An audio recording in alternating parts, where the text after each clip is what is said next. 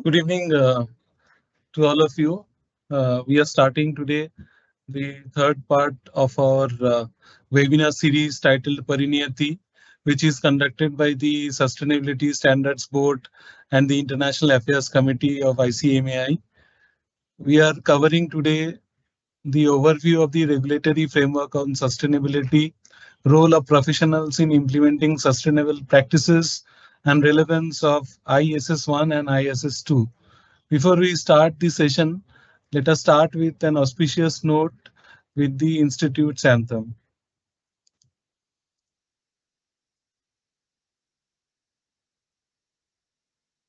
असतु मा सद्गमय तमसो मा ज्योतिर्गमय मृत्युर्मामृतं गमय असतो मा सद्गमय तमसो मा ज्योतिर्गमय मृत्युर्मामृतं गमय असतो मा सद्गमय तमसो मा ज्योतिर्गमय मृत्युर्मामृतं गमय.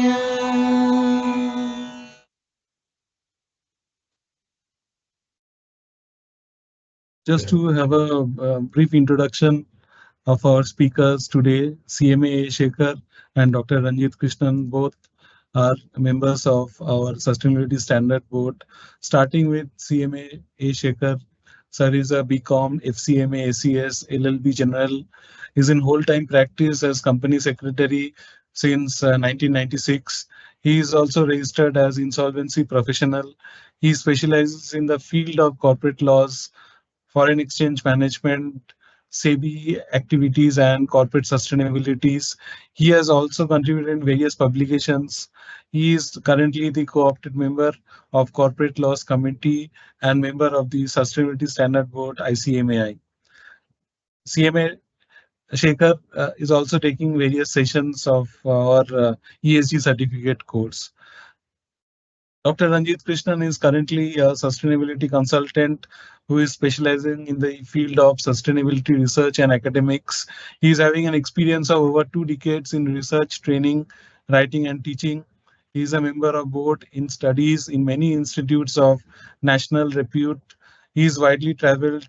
Dr. Ranjit Krishnan has also co-authored more than 80 articles in national dailies, economic dailies, and journals of international repute.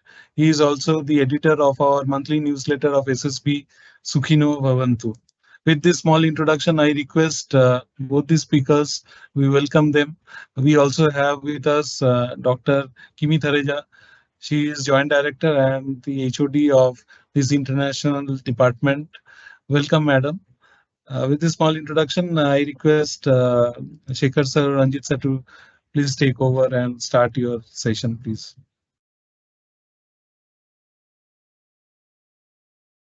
Good evening to all the participants in India as well as in the GCC countries. In fact, it gives us immense satisfaction to get the feedback about the last two sessions.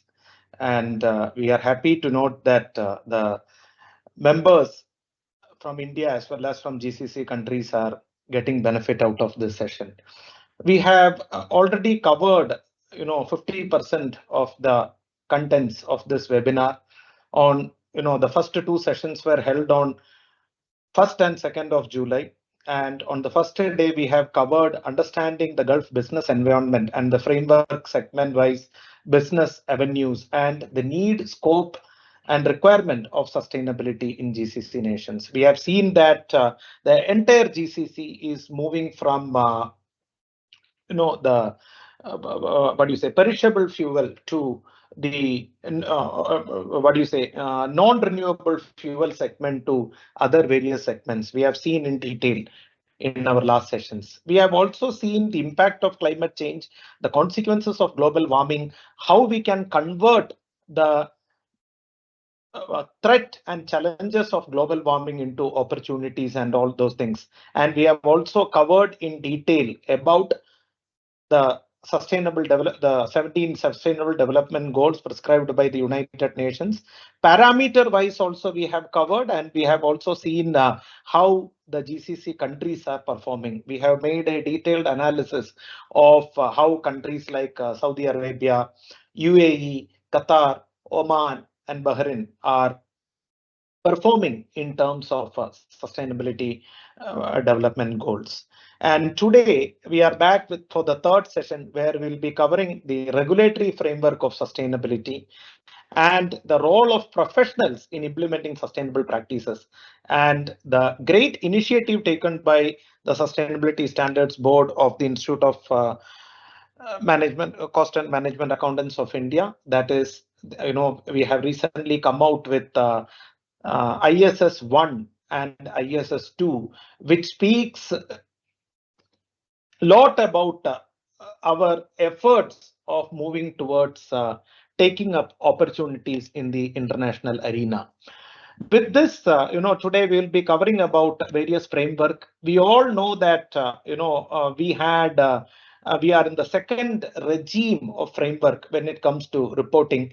Way back in 2012, we have started with BRR, and up to 2021, we were following BRR, and 2021, we have seen the birth of BRSR. And we have seen that the BRR was more of a narrative in approach, while BRSR is more, what do you say, the technical coverage is more when it comes to, it's not simply narrative, it is more strategical and all when it comes to the matter of reporting parameters and all those things.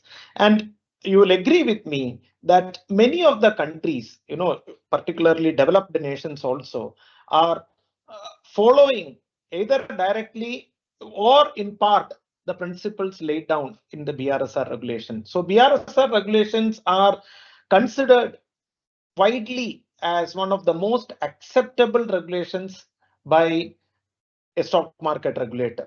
So we all know about that. We are not going too much into BRSR. Of course, Shekhar sir will touch upon the BRSR regulations and all those things, principle-wise BRSR reporting and all those things.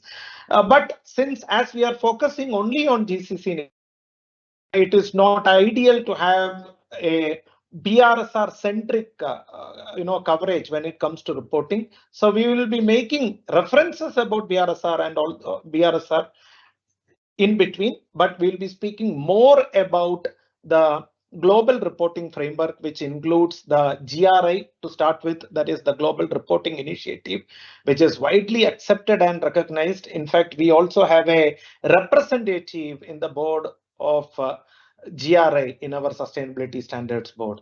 We also have Reporting Foundation, which we will see what all are the activities. Then, as you all know, we have the SASB, that is the Sustainability and Accounting Standards Board. Then we have the Carbon Disclosure Projects. Then, most importantly, particularly, today, sustainability, we can't think about sustainability, without taking care of or without dealing the climate related aspects. And when we speak about climate related aspects, we have to speak about the climate finance. When we speak about climate finance, we also have to go in detail with regard to the climate related financial disclosures. So it's very important to know the activities and framework of the task force on climate related financial disclosures. And we also have the International Sustainability Standards Board, that is ISSB, when it comes to IFRS S1 and S2. And most importantly, our initiative towards moving global, that is, we have the Institute of Cost and Management Accountants of India, Sustainability Standards Board has come out with ISS 1 and ISS 2. Of course, ISS 2 is in the revision process, but the initiative itself speaks about the efforts taken by the institute in the direction of sustainability. And when we have spoken about ISS 1 and ISS 2, so it's in the line of SS1 and SS2, but modified into the as per the context of cost accountants and professionals working in India and providing services to other countries. When ISS 1 speaks about the general requirements for disclosing the sustainability related information, ISS 2 exclusively addresses the climate related disclosures. And needless to mention, the board has developed the standards with Indian context in mind, properly infusing and incorporating elements from various frameworks like IFRS, GRI, SEC, European Union, and the climate finance, which we have mentioned, the task force on climate related financial disclosures. We have properly infused the, or you can say it's a proper blend of thoughts, but more focused on the cost accountants. Today we will be seeing all these framework, all these reporting framework. In addition to that, we will also touch upon the ESG regulatory framework when it comes to UAE, when it comes to Saudi Arabia, when it comes to Oman, and when it comes to Bahrain. When we speak about the ESG disclosures pertaining to the United Arab Nations, we have seen that, we know that there are two prominent stock exchanges there. One is the Dubai Financial Market and the other one is Abu Dhabi Securities Exchange. Then, it is, what do you say, when it comes to companies listing in both these exchanges, it is mandatory to have the annual ESG reporting or integrate ESG disclosures with their annual reports, just like India. No, no change when it comes to reporting in terms of annual reports. Pertinent is here about, pertinent note here is about the applicability of free zones, which is, coming in the United Arab Nations, particularly, free zones is the, what do you say, the new area which is evolving, not evolving, I would say, emerging and expanding in United Arab Nations, which they are using as a mitigating tool to get themselves converged from a non-renewable energy segment or a country to a country with lot of other activities, be it in terms of manufacturing, be it in terms of service, be it in terms of production and all those things. So it's very interesting actually, both in terms of how they are doing it, because it is a typical approach. If you see the GCC nations, as we have seen yesterday, the economy itself, there is a shift from the what do you say, non-renewable segment to the other areas, including the renewable energies. Not only renewable energies, but manufacturing is there, production is there, service industry is there, and all other areas are there. So, you won't find that much change in India or any other countries, but you can see a visible change when it comes to, the entire country's policies will change. The entire country's economy will change when, you are moving from a centric economy to a non-centric economy. It was centric economy for time immemorial, maybe for 4 decades or 5 decades, or till the time, or since the time we know about GCC countries, it was too much of a centric economy. And from centric economy, they are going for a decentralization in terms of activities, be it in terms of economic zones, be it in terms of free zones and all those things. And when it comes to GCC countries, UAE is in the forefront when it comes to free zones. And Saudi Arabia is also, far ahead in terms of sustainability development activities and all those things, just like UAE, highly focused in terms of sustainability reporting. They have a very strong regime which is functioning under the Ministry of Commerce, where they have launched the national standards for sustainability. And Saudi Arabia has launched the national standards of sustainability based on or exclusively focusing on GRI and the SDGs, 17 SDGs prescribed by the United Nations. So, they are also, working so progressively and actively in terms of attaining the net zero goals and all those things. They have got a robust capital market. When we speak about robust capital market, the only parameter, don't think that the only parameter of analyzing what do you say, a strong capital market presence is on the basis of number of listed companies or so. No, it's not like that. It is a robust regulatory mechanism, and how business friendly it is. Don't only consider about how many companies are getting listed or how many listed companies are there. Is it legal? Is it legal friendly? Is it safe? Doing business there in capital market is safe. What about the opportunities for expanding the business and business sustainability? That is also the key. So these are the things when it comes to Saudi Arabia. And when it comes to Qatar, we have, I would request all of you to go through the document, that is the Qatar Central Bank Sustainability Finance Framework.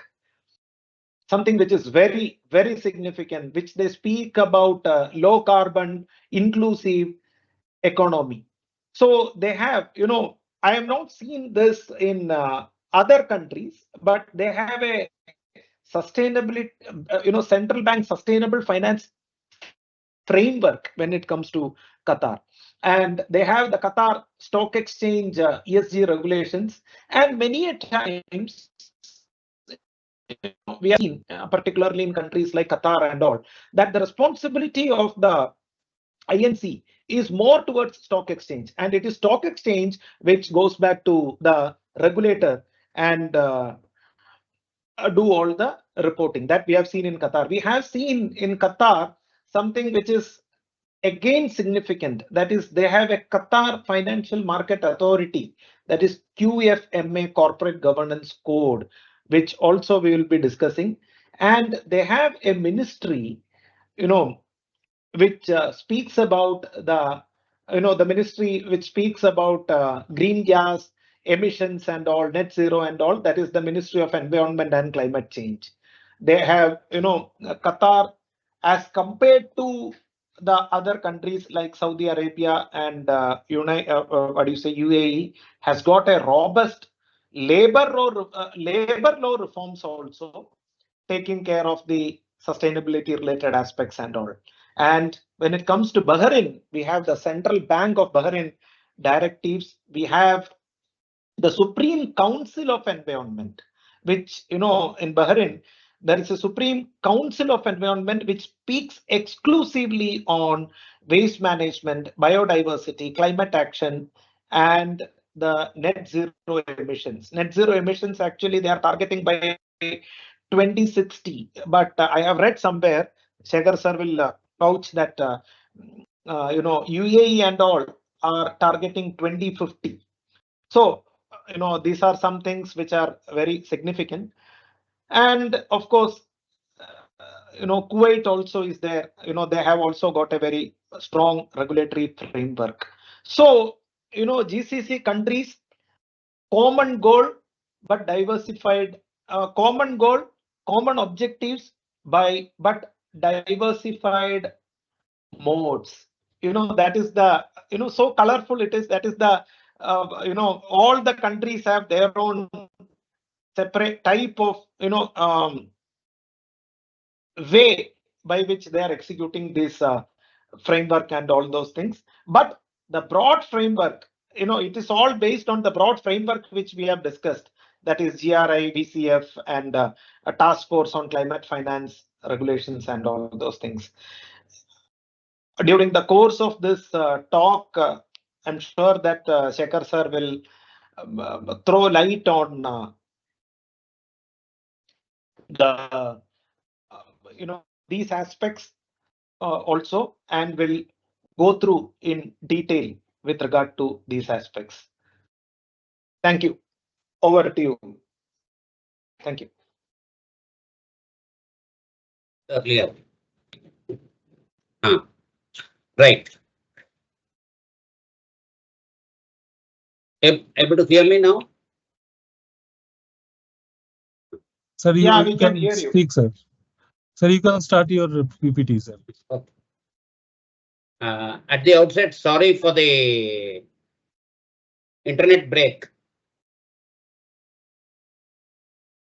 because of which I lost the connection, and then when I went there for trying to get back, there was a delay. No, Now we I never suppose you are- realized that there was a break. You were well on time. I stopped and immediately you are starting.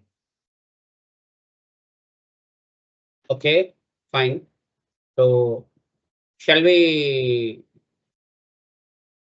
So I can share my presentation now. Yes, sir. Yes, sir.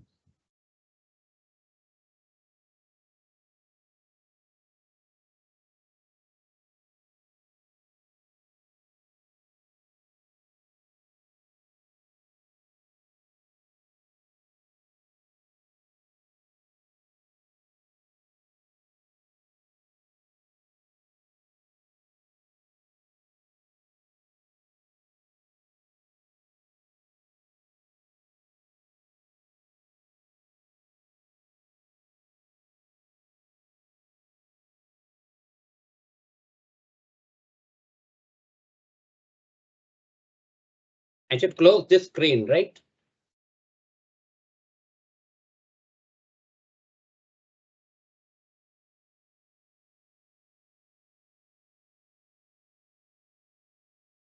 Sir, you share your PPT, sir. I know that I'm trying to open that. Yeah, yeah. Your screen is visible, sir. I know. on- I'm doing that. Yeah. No.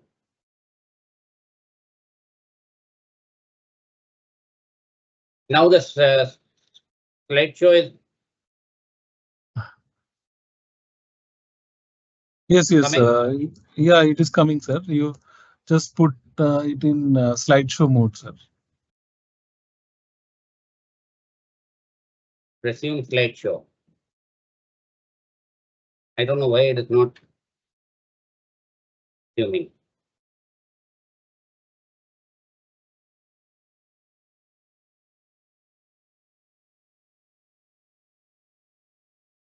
You can see my screen now. Yeah, but sir, if you can give in a slideshow mode, it is I'm visible. not. When I go to that, it is. No, that bottom one in the right corner, sir. You'll have to click that. Just above the sound.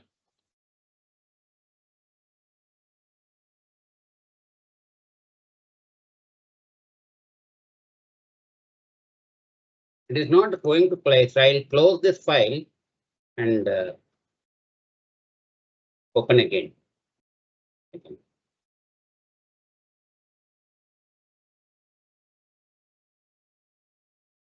Just give me 2 minutes, because there was, if this window was open and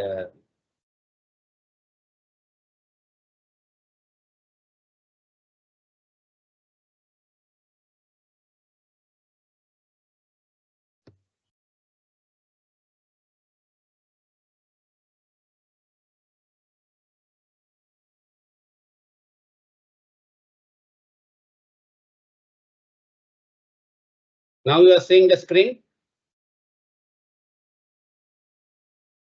Yes, sir. It is visible now. Right.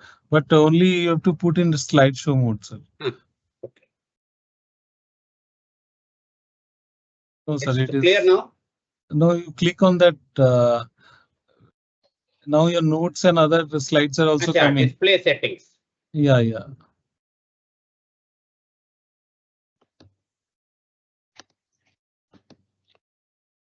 Right? Yeah, now perfect, sir. Now Yes, perfect. I think we are all set. So we need to do a T20, I think.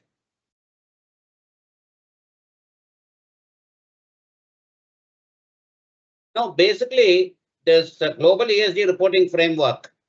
Globally, we have all these frameworks. The most popular amongst the people is the Global Reporting Initiative, the GRI. VRF, the Value Reporting Foundation, and SASB, Sustainability Accounting Standards Board. CDP stands for Carbon Disclosure Project. TCFD, Task Force on Climate Related Financial Disclosures. And then, of course, you have IFRS S1, S2, International Sustainability Standard Board. And ICMA has come out with its own sustainability standards called ISS 1 and ISS 2. We will be discussing about all this today briefly.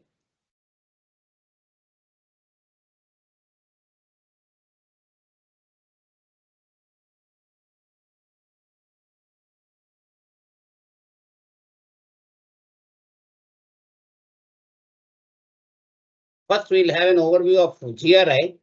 GRI stands for Global Reporting Initiative. Basically, it is an independent standards organization headquartered in Netherlands. Helps business, governments, and other organizations understand and communicate their impacts on issues mainly on climate change, human rights, and corruption. So these are important aspects identified by GRI. 100 countries use GRI. And what is GRI actually? It's a modular system of interconnected standards. It allows organizations to publicly report the impacts of their activities, and it is a global common language to communicate these impacts. So a little bit more about it. Basically, there are three aspects in GRI 1, GRI 2, and GRI 3. These are the three main divisions. Foundation standards is GRI 1. It outlines the purpose, clarifies critical concepts, and explains you how to use the standard. And also the main principles of GRI are accuracy. Of course, that is should be there in all the standards. Balance, how to achieve balance in the compliance of the standard, and verifiability, the capability of being verified. So any information which is given should be capable of being verified. So that's the verifiability. So accuracy, balance, and verifiability important. And GRI 2 is called the general disclosures, details about organization structure, reporting practices, activities, workers, governance strategy, policies, practices, and stakeholder engagements. And GRI 3 is determination of the topics that are most relevant to its impacts. The process for determining its material topics. So one is determination of the topics itself, which is relevant, and what is the process adopted to determine the material topics, and how these are managed. So typically here, the stakeholder consultation becomes very important, and you have to ascertain who are all the stakeholders who are affected, and what is the main aspects of the business, and from that you will get the material topics and how these material topics are managed. 40 sector standards are being developed, and there are topic standards, 33 topic standards, and these cover waste, for example, waste, occupational health, safety, overview of topic, and how organization manages its associated impact. This is the broad structure of GRI. Then we come to VRF, Value Reporting Foundation. This offers 3 different resources. It is called Integrated Thinking Principles, which are useful input for board strategy, management planning, and decision making. Integrated Reporting, estimated to be used by 75 countries, which provides valuable guidance based on principles for comprehensive ESG reporting. And Sustainability Accounting Standards Board has evolved 77 industry-specific standards, and they help in identifying the subset of ESG issues most relevant to financial performance. See, now the difference between GRI and integrated reporting is that GRI is not focusing much on financial performance, etc. But SASB's integrated reporting identifies the ESG issues that are important for financial performance. This is a fundamental difference between GRI and integrated reporting.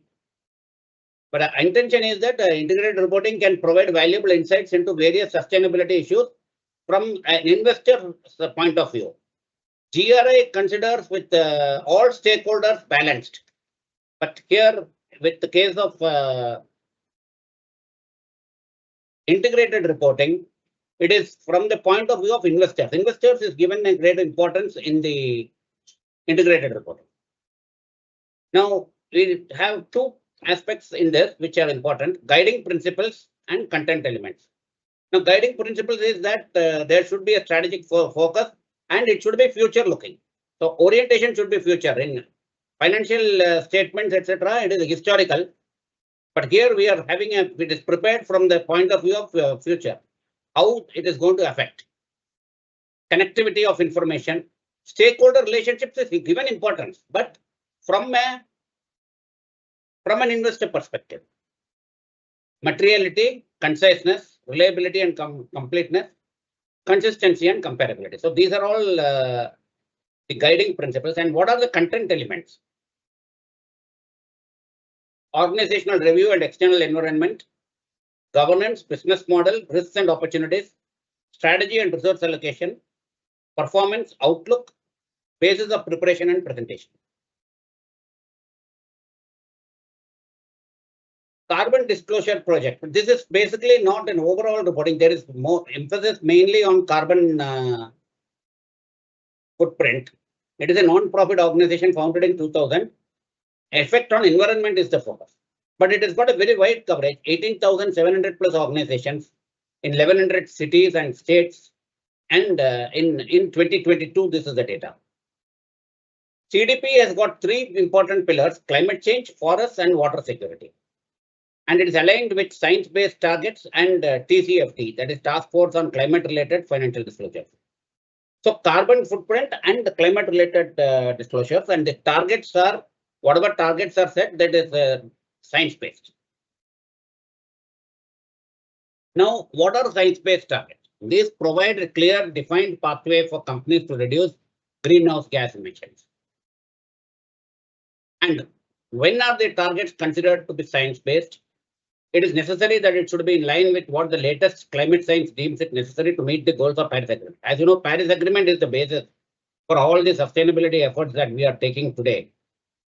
And what is it has got a goal of limiting global warming to 1.5 degrees centigrade above pre-industrial levels. And setting a science-based target is a 5-step process. And this is actually managed by SBTi, which is a corporate climate action organization. So SBTi has got a role in establishing the science, in validating the science-based targets. So how you work on this process? And any organization wants to set science-based targets, you first commit by sending a letter to with your establishing your intent to set the science-based targets. Then you develop, so that means you start working on emission reduction in target in line with SBTi's criteria. So SBTi has got certain criteria for setting the targets on of the emission. Then once it is in line with the SBTi criteria, you present your targets for official validation. That is the submit stage. Then announce it. Once that is validated, then you announce your target and inform your stakeholders. And then, of course, comes at the end the disclosure report, company-wide emissions, and tracking the track the target process annually.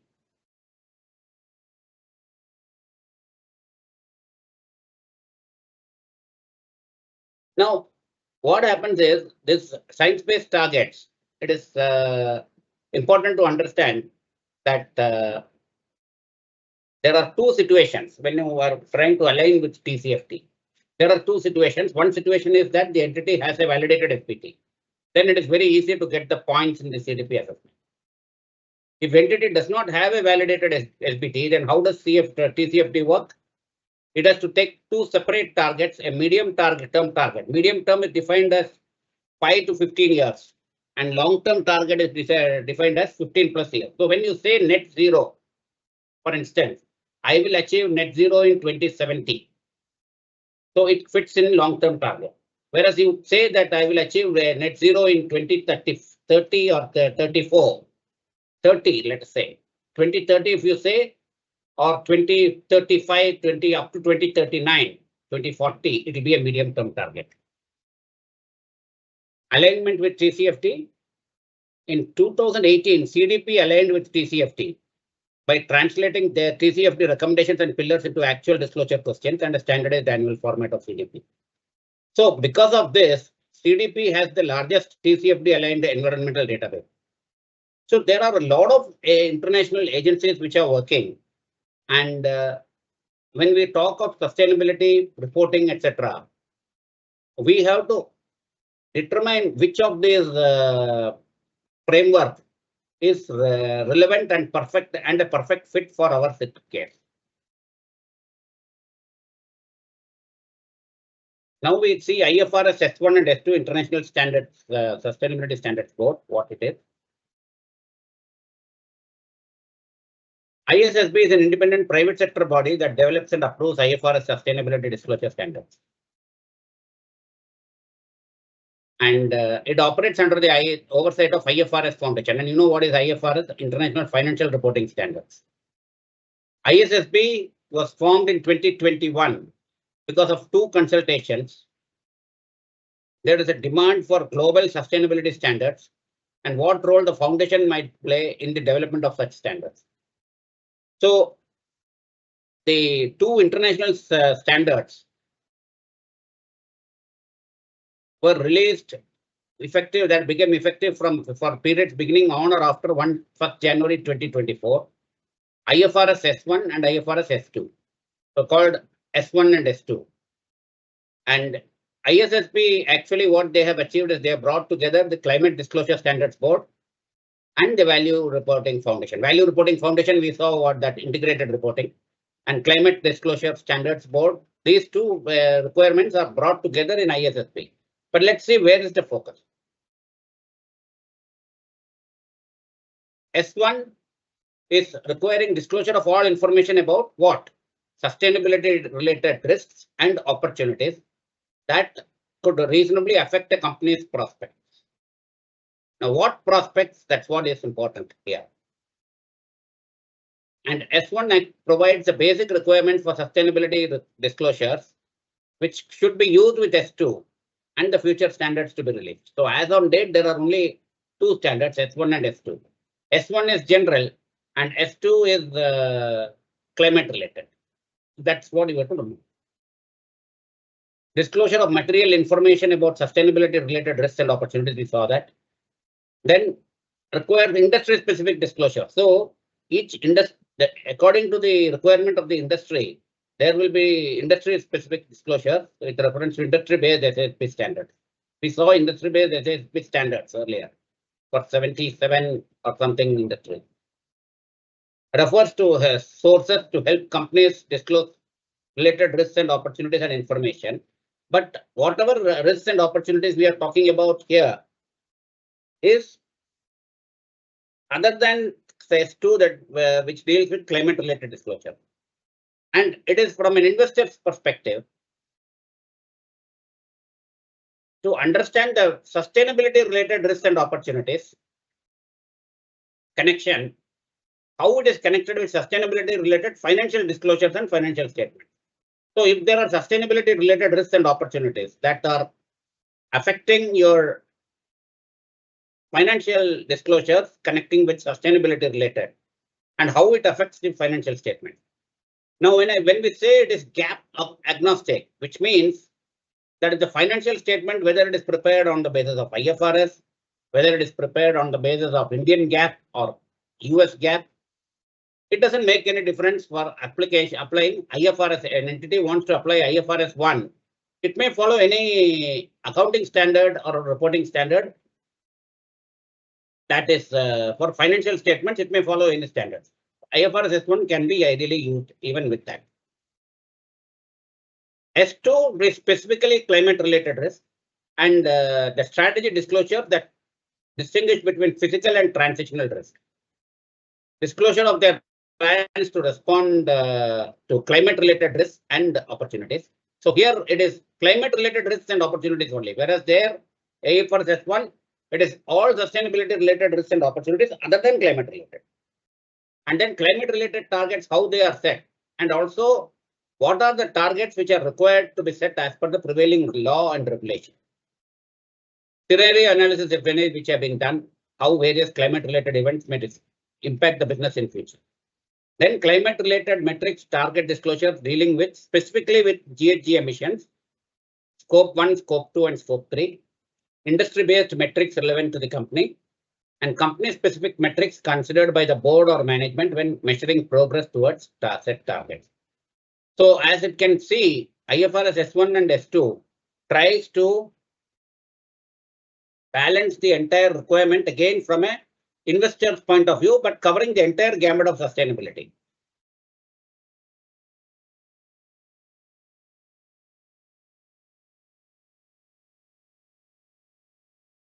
Now, ICMAI Sustainability Standards Board has taken a novel initiative in the form of ISS1 and ISS2, which are already in the public domain. And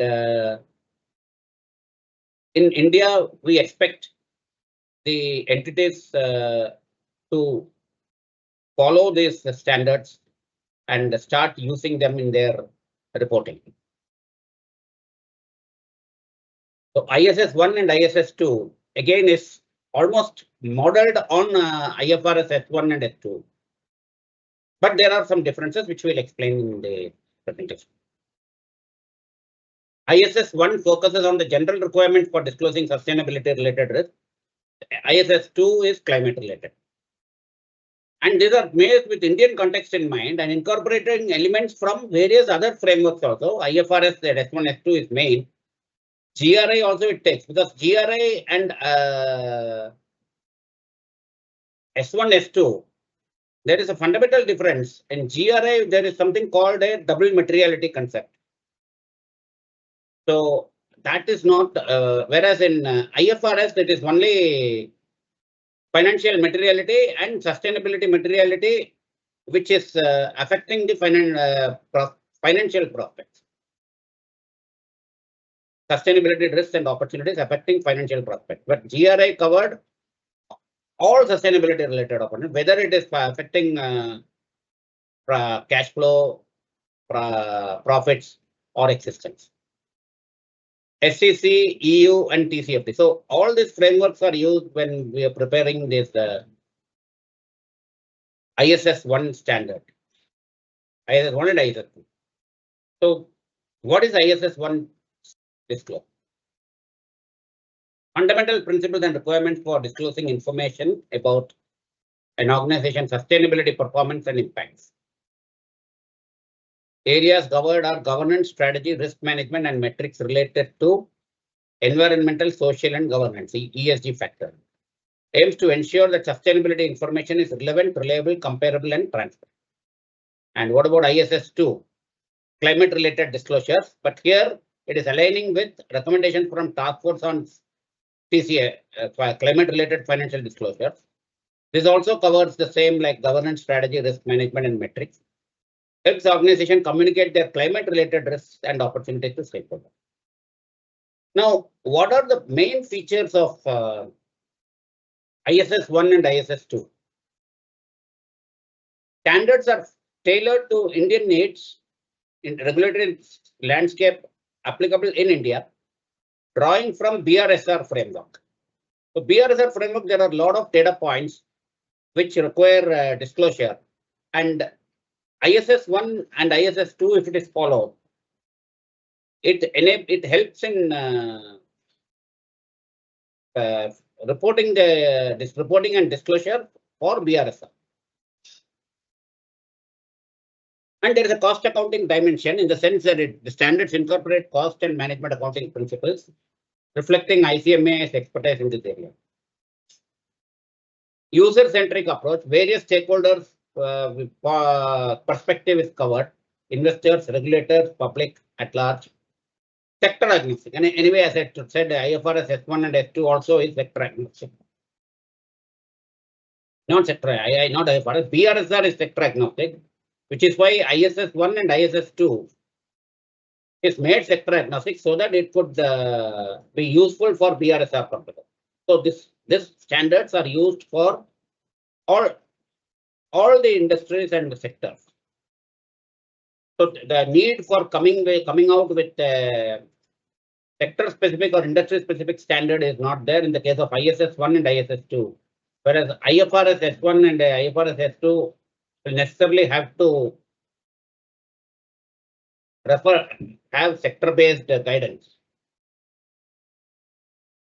Whereas this is, since it is aligned to TCFD, you could follow those guidelines also and combine it with ISS 2 or ISS 1 as the case. Exposure drafts of the guidance notes are also released to clarify the application of ISS 1 and ISS 2.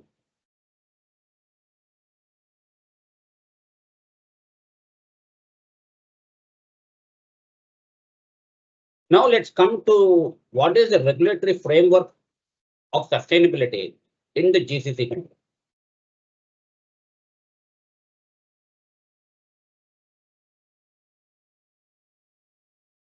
First, we take UAE.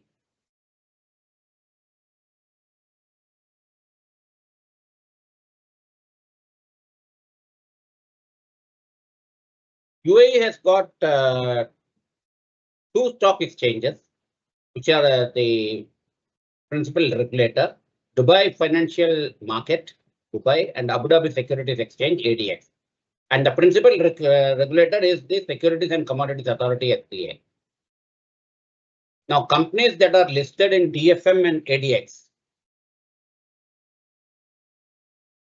mandatory annual ESG reporting.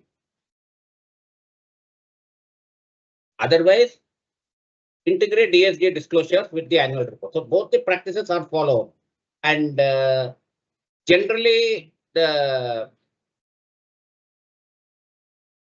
reporting framework recommended by or followed by entities in listed in DFM are either GRI or TCFD.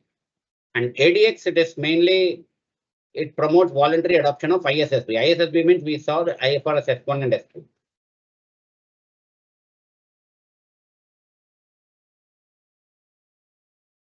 Climate change and carbon emissions, business across sectors to measure, monitor, and report their GHG emissions.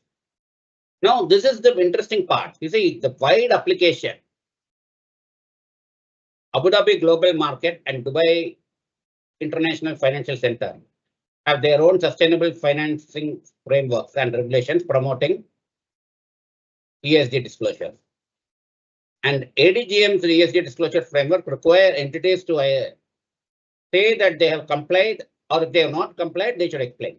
Now, when you talk of applicability to free zones, you might be aware that there are 46 free zones in UAE in all. So these free zones also, entities which are there, they have to follow, they are required to report. And as we'll see in the later slides, there is a mandatory requirement which is from June 2025. Yes. Yes.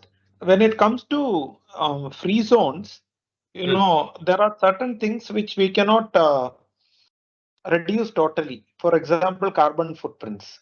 Because for example, it is an industrial. Okay. Can you hear me? Yes, yes. Yeah.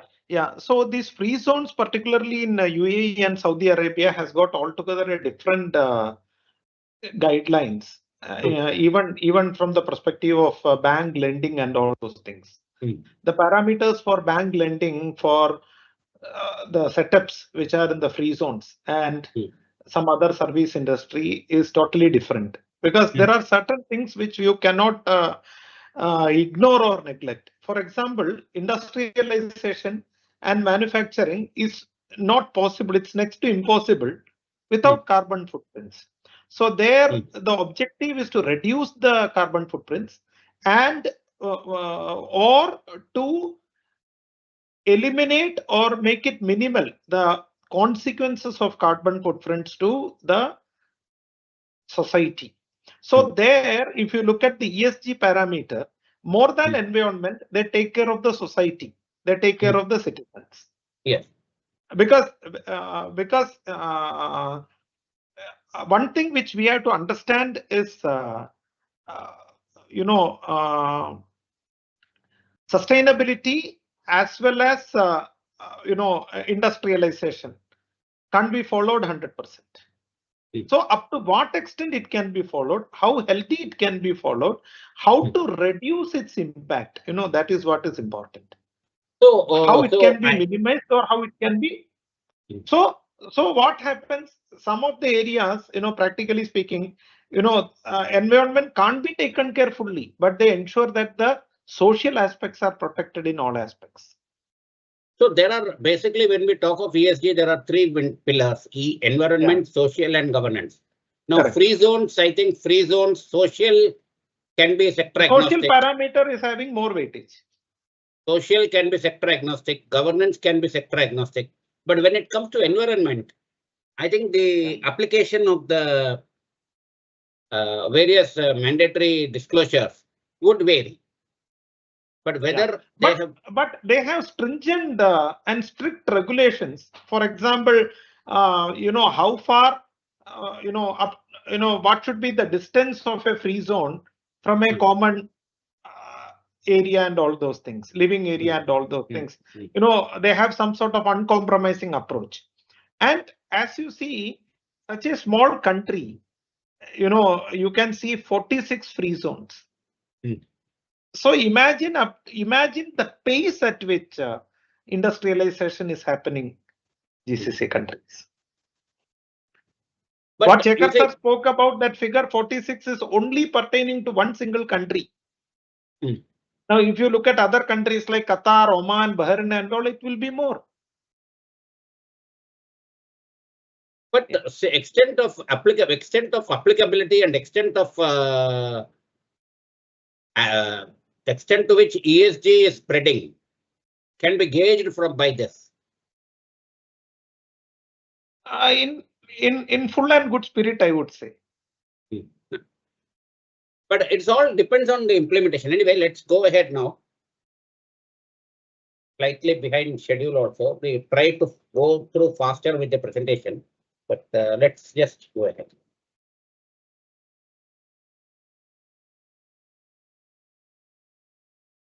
Now, mandatory climate action. Now, this is the change which has happened. The law on reduction of climate change effect. And first country in the MENA region to make climate action mandatory is UAE. Effective June 25, all public and private entities operating in UAE, as I said, including the 46 free zones, mandatorily required to measure, report, and manage their GHG emissions across all sectors. And there is no exemption whatsoever. Measurement MRV, very nice acronym, measurement, reporting, and verification framework to ensure transparency and accountability. This includes regular emissions reporting, maintenance records, and third-party audits. Alignment with national and international goals, and penalties for violations of mandated climate actions and reporting requirements. There is a national carbon credit registry to facilitate carbon offsetting and trading activities. Incentives for businesses that take early and effective measures for proactive climate action. So you can see by this one single stroke, the demand for professionals has already gone up to such an extent that the present extent of professionals available in UAE in this area is going to be far less than what is the requirement. Ranjit, I don't know whether you agree with this, but what is the extent to which it is going to be? Yes. I didn't follow, sir. No, I am saying the extent of the gap which is already there with respect to professional services. Given the impact of this law, reduction of climate change effect, and given the penalties which are there for violations. Yeah. And see, when it comes to the matter of professional services, I would say that one of the strong point which GCC had as compared to India or any other nations, that they were early risers. They could gauge, what all are going to be the complications, and they have started working in that direction. Taking a professional approach. Maybe hiring services from other countries and all. Mm. But they were early risers. But Mm. we have seen what is happening now when we speak about other countries like Africa and all. Most of them, forget about early risers. They are not even late risers. They are not. They have not so far, woke up so far. They have in not that even regard. woken up. Correct. Yeah. The reason is, see, at the end of the day, one thing we all will agree that, for all these things to happen, it is the economy which matters a lot. Yes. Correct. Some are late risers. For example, I would say India coming under the category as a late riser. Okay. Yeah.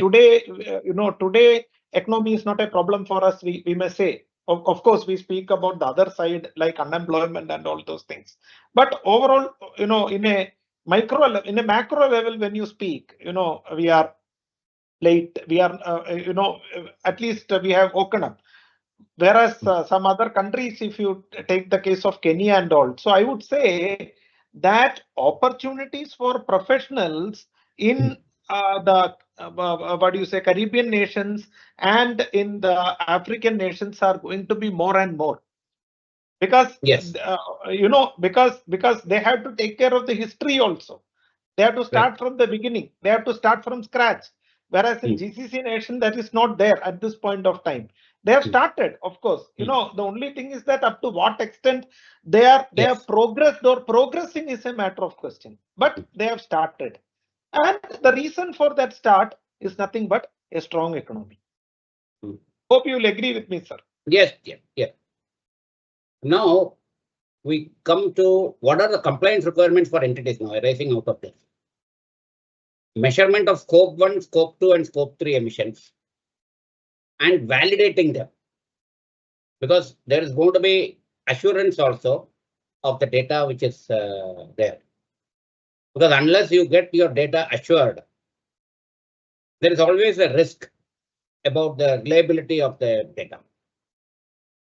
So that's why there is going to be demand for assurance providers with respect to reporting in UAE. And this is going to be a trend with all the GCC countries at some stage or the other.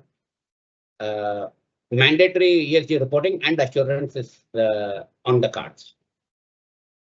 Reporting the emissions data to the Ministry of Climate Change and Environment and using approved methodologies.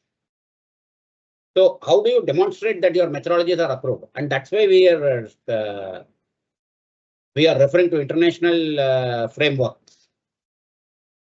So it has to be demonstrated, it has to be documented, and it has to be validated. Development and implement strategies to reduce emissions and carbon capture and storage technologies. There's going to be a lot of demand for that. And also participating in carbon offsetting programs. Maintain records of their emissions data for a minimum of 5 years. Non-compliance penalties are ranging from AED 50,000 to 2 million. And repeat offences leading to double penalty. So this is already there in the law. Now, how far this will be implemented is a little bit what remains to be seen. And there is a national register for carbon credits.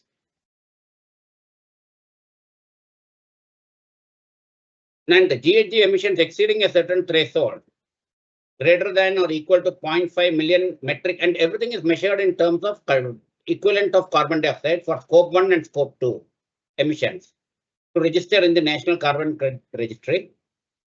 And it allows carbon offset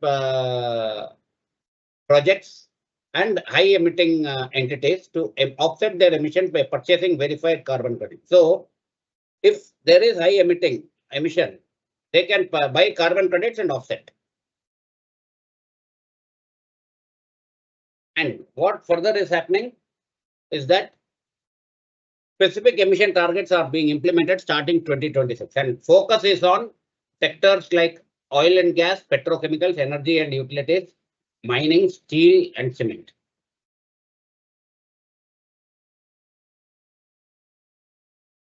And there is also focus on sustainable finance and it aligns with the best international practices and requires issuers to meet the specific reporting and disclosure criteria. But with all this, what are the main challenges that is going to be faced by UAE? I think if you see, there are multiple reporting frameworks in the region which are there, and although mostly GRI and integrated reporting is followed, the smaller organizations or smaller entities may be following a different reporting framework. So managing that aspect from a regulatory perspective could be a challenge. Data availability and accuracy, that can be a challenge. And then talent gap, as I said, the shortage of professionals and internal expertise. And also there is a need for training and capacity building. Investments are required for that. And that is so far as UAE is concerned. Next, let us go to Saudi.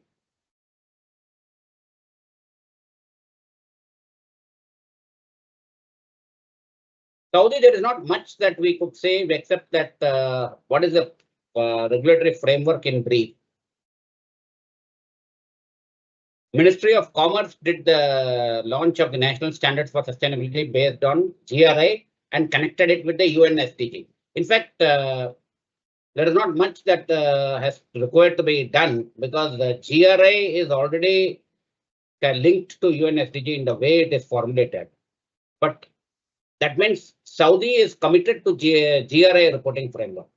So any entity which is having ESG reporting in Saudi will be following GRI. Capital Market Authority is working towards mandatory ESG disclosure for listed entities. As of yet, it is not yet mandatory. And why Saudi is important?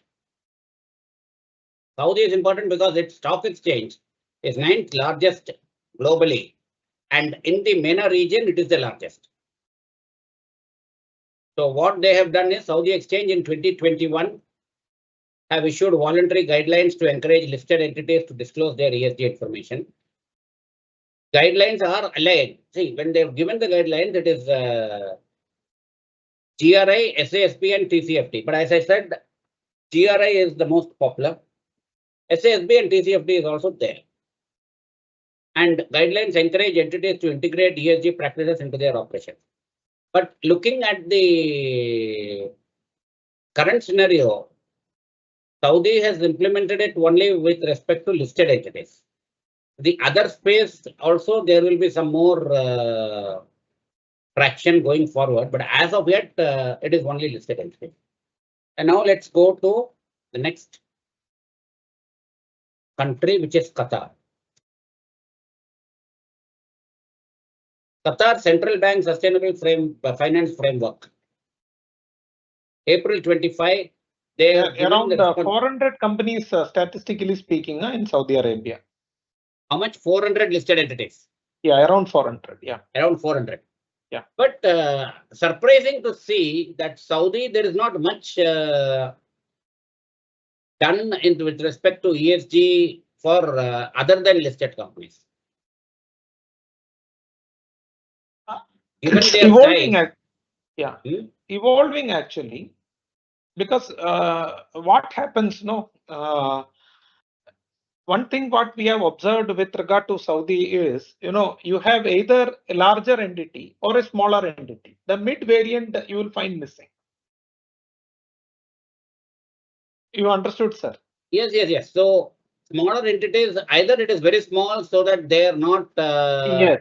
Yes. You will either find gigantic conglomerates, or you will find this WLL mode, that is in Indian context, if you see that limited liability and partnerships and so that is what you will find in Saudi, and that could be, I think, the reason for why it is applicable only for listed companies. But I think anyway, it is a question of time for this 400 listed entities. ESG reporting could become mandatory anytime. Correct. So the opportunity, but still, given that the GRI and IFRS is this one, S1, S2 is the framework which will be there. I think the standards are set. I think their reporting framework also, I presume, will be more similar to that of our reporting framework, India's reporting framework.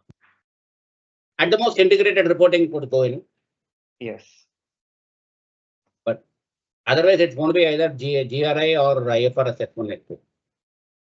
Yes, anyway, correct. Let's continue with Qatar. This bank sustainable framework promotes responsible investment and lending to support the transition to low carbon economy, inclusive and resilient economy, covering financial products like credit facilities, bonds and guarantees that are for eligible green, social or sustainable related initiative. And sustainability related credits and integrates Islamic financing with aligning with regional efforts. So which is something very interesting because I didn't find it anywhere else. This is something which is possibly, whatever I have seen, the integration is not apparent or obvious. And banks must implement the framework immediately with transparent procedures for evaluation, reporting and verification.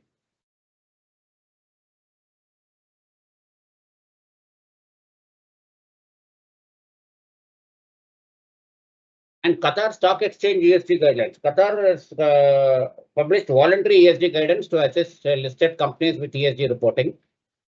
Then expected transition to mandatory reporting in the future. So this is also going to be on the card. The QSE provides voluntary ESG key performance indicators and launched a sustainability platform in 2018 to encourage reporting. And here they are referring to a different framework. GRI, of course, is there, but Sustainable Stock Exchanges Initiative is something new. And what other country also has got it in the GCC? This is something now which we have not seen generally in the international frameworks. So it will be interesting to study the Sustainable Stock Exchanges Initiative, how that works.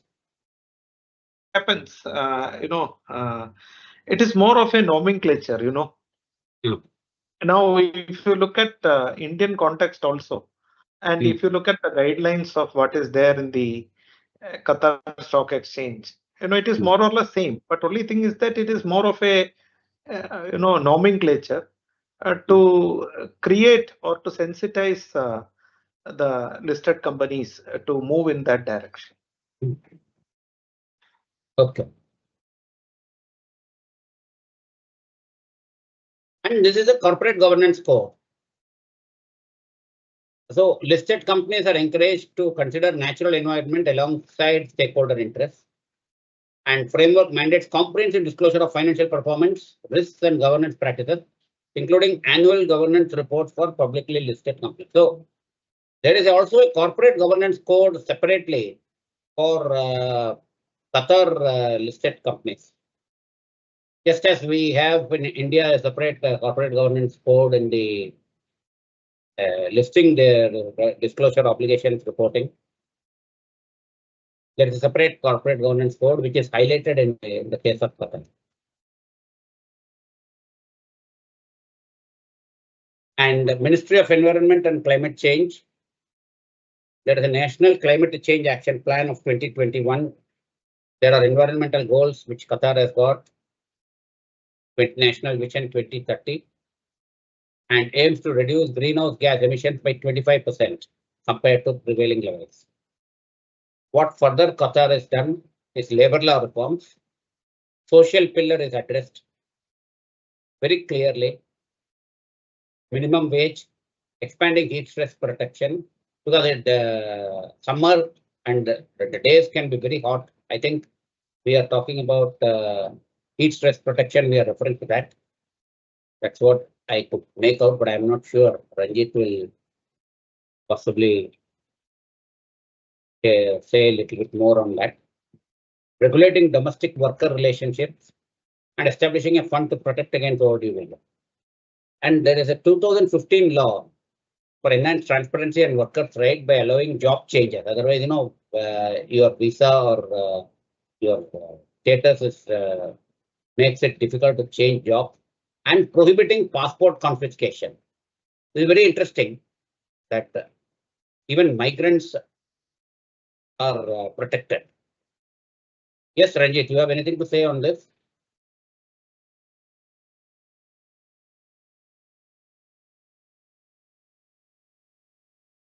Okay, I'll proceed. Now we come to Bahrain. Bahrain, interestingly, has got a lot of interesting features.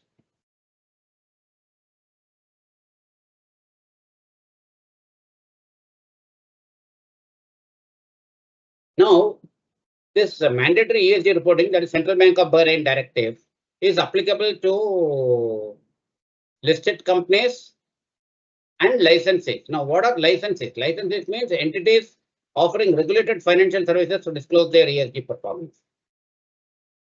Structured disclosure framework for promoting transparency and accountability. Focus is on measurable metrics. So, use of measurable KPIs to verify ESG claims and discourage greenwashing. KPIs cover ESG specific areas: carbon emissions, energy usage, waste management, labor and human rights, community engagement, diversity and inclusion. So this is almost similar to what we have in our India's BRSR, which we'll be touching upon tomorrow. Annual reporting: listed companies and licenses are required to submit an annual ESG report to the CBP, either as a separate document or integrated into their annual report. And alignment with the best international practices, GRI and UNSDP. Bahrain BOS initiative. The stock exchange, what is the position? 2020 ESG reporting guidelines for listed companies, which were updated in December 22.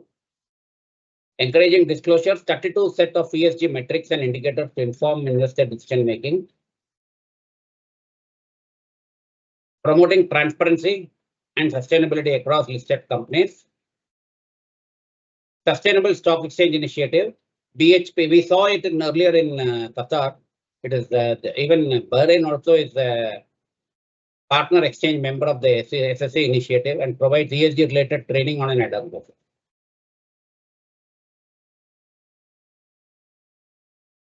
Supreme Council for Environment is there in Bahrain to oversee the implementation, focus on areas like waste management, biodiversity, and climate action. And what are the other initiatives and policies of Bahrain? They got an Economic Vision 2030, which operates as a guiding principles, emphasizing environmental protection and long-term well-being of Bahrainians. There is Green Finance Initiative, and then we talked about this Supreme Council for Environment. But there could be a lot of challenges in Bahrain. Cost of compliance, implementing sustainable reporting metrics can be expensive. Many businesses lack in expert knowledge and skills for effective ESG reporting, data collection and reporting, and addressing historical issues related to labor and human rights and dependency on fossil fuels. Now, these are some of the challenges for Bahrain. But what is the opportunities which they have? Actually, they have access to capital, they have competitive advantage, operational efficiency. Adherence to ESG standards can prove to be a boon because it will attract global investors. Very good potential for renewable energy. So these all things can go in the favor of Bahrain, if provided they are able to navigate their challenges. Kuwait.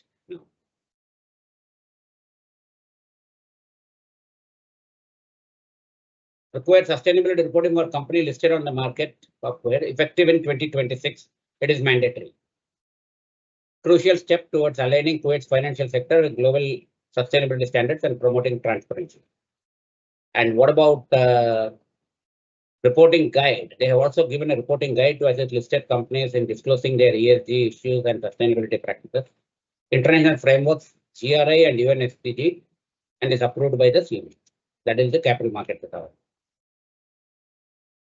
And what are the key components of ESG reporting?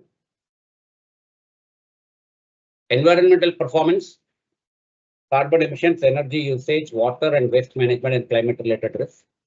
Social impact. So there we have diversity, working conditions, employee well-being and community engagement. Governance, we have reporting involves aspects like board structure, ethical conduct, compliance practices, and anti-corruption measures. And what are the main global frameworks which are used? We have GRI, we have sustainability accounting, we have almost all the reporting frameworks being followed by one or the other. This one. So comparability, etc., can be an issue.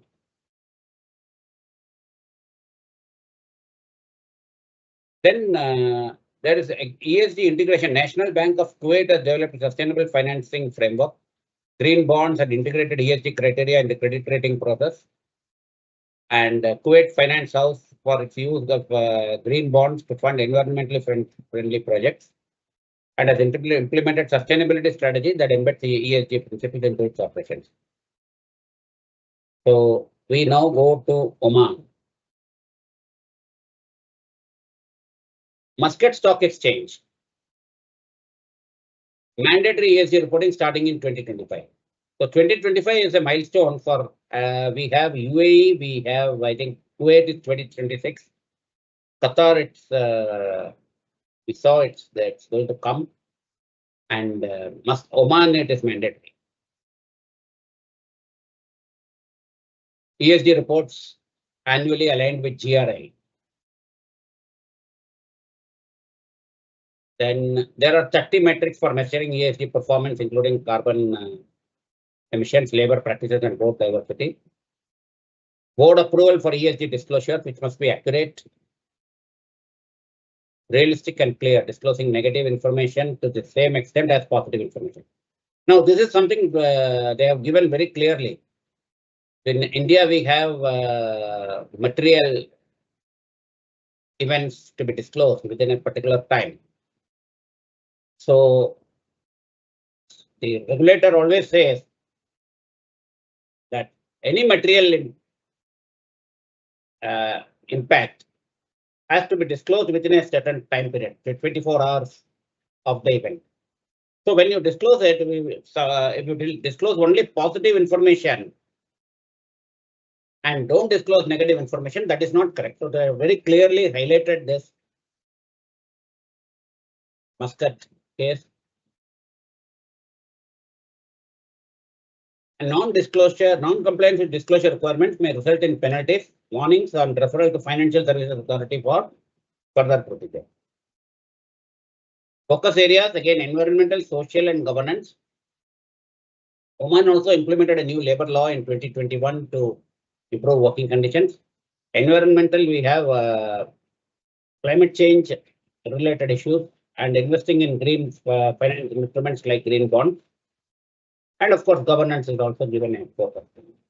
So try to capture in the GCC, try to give you an overview of how reporting takes place. So I concluded my presentation, and in case there are any further questions, you may get in touch with us or the SSB. And thank you very much for a patient hearing. Ending the presentation.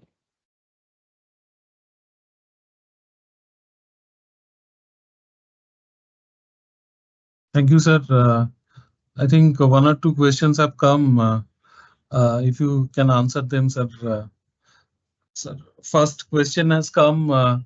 Which industry follows this Which or industry may possibly follow ICMA SS1 and SS2? SS2? I think it is you have given in the presentation, but still, sir, if you want to answer. Yeah. Before I request Shekhar sir to answer that question, I will request the person who has asked that question to go through ISS 1 and ISS 2, which is already hosted in the website of the institute under Sustainability Standards Board in the homepage itself. So that will give you a lot of information. I will not only him, I will request everybody to go through that, and your comments are also very much invited. What was the question actually? It was saying which industry? Which industry may follow ISS 1 and ISS 2 of No, ICMA? it is globally applicable. There is no particular industry as such. It can be used by any entity to which is Service doing and manufacture alike. And it's a sector agnostic.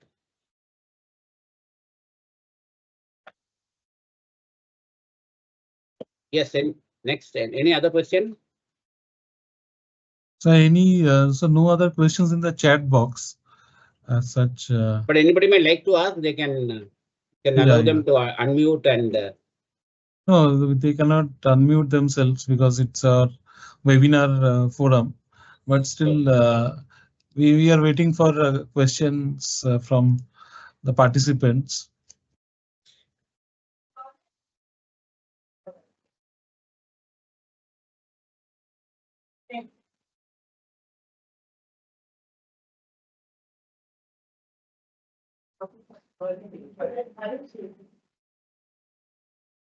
In fact, if there are any new participants who are attending today's session, I will request them to listen to the previous sessions also. I think it is already hosted in the website, right? Or in the YouTube channel, Dipendu, the other yes, two? Yes, already hosted, sir. Yeah. Because those who are attending this session for the first time today may feel like some disconnect or something. I will request them to go through the other videos also to get a smooth continuity. I think few members have written very good presentation. I think we thank both the speakers for their excellent Jugalbandi. And since there are no pertinent questions, I feel I will request our International Affairs Committee Secretary and HOD, Dr. Kimi Thareja, who is Joint Director, to give the formal vote of thanks. Kimi, madam. Yeah. Good evening, sir. Good evening, everybody.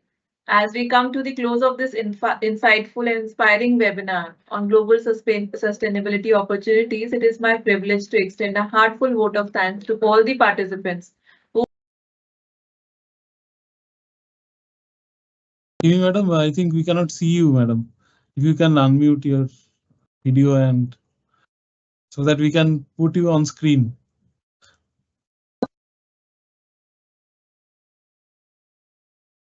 Yeah, thank you, ma'am. Yeah, you may continue. Yeah, good evening, sir. Good evening, sir. Good evening, all the participants as well. As we come to the close of this insightful, inspiring webinar on the global sustainability opportunities, it is my privilege to extend a heartfelt vote of thanks to all the participants who have attended today's webinar and benefited from today's resourceful session. First and foremost, I sincerely thank the distinguished speakers, including CMA Ranjit Krishnan sir and CMA Shekhar sir. So your expertise, thought-provoking ideas, and commitment to sustainability has sparked valuable conversations and new perspectives. Your contributions remind us that while the challenges are complex, the solutions are within reach if we work collaboratively, courageously, and creatively. A special thanks to Dr. Dipendu Roy sir, who has been committed to organizing this series of webinars and has been conducting them so well. Now, as we sign off, let's carry today's momentum forward and looking forward to see you in the next webinar session, which is scheduled for tomorrow at 5 p.m. again. Thank you, everybody, and have a wonderful session, sir. Thank you so much, sir. Thank you. Thank you, madam. Thank you. Thank you, everybody. Thank you, Ranjit sir. Thank you, Shekhar sir. And with this, we close today's session. Tomorrow we will meet for our penultimate session on day 4. Thank you all. Thank you.